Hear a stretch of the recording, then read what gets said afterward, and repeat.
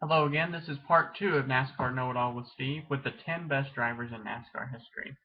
I left you by saying that David Pearson was the greatest of all time, describing his 1975 Firecracker 400 victory.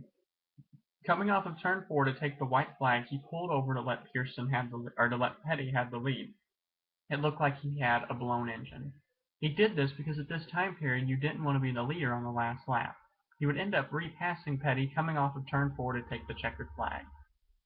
He also was very smart. Many people remember his 1976 Daytona 500 triumph. Him and Richard Petty crashed coming off of turn 4 for the lead on the last lap. The announcers thought Petty had won as he had spun through the infield, but his car did not make it across the finish line. David Pearson had enough sense in mind to keep his foot on the clutch pedal while his car was spinning to keep his car running.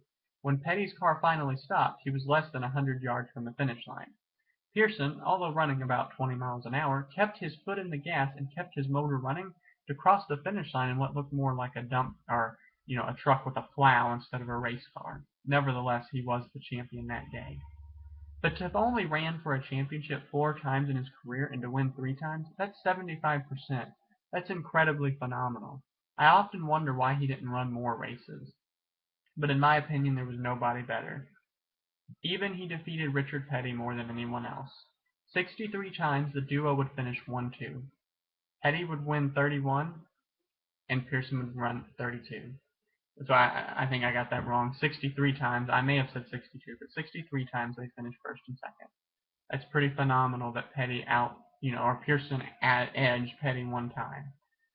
Yes, without a doubt, David Pearson, in my opinion, was the greatest of all time. I wish I could have seen him race more other than what I see on YouTube.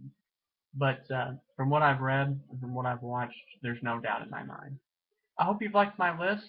I'm sure some people will disagree with it. But nevertheless, this was NASCAR Know-It-All with Steve. Have a nice day, and goodbye.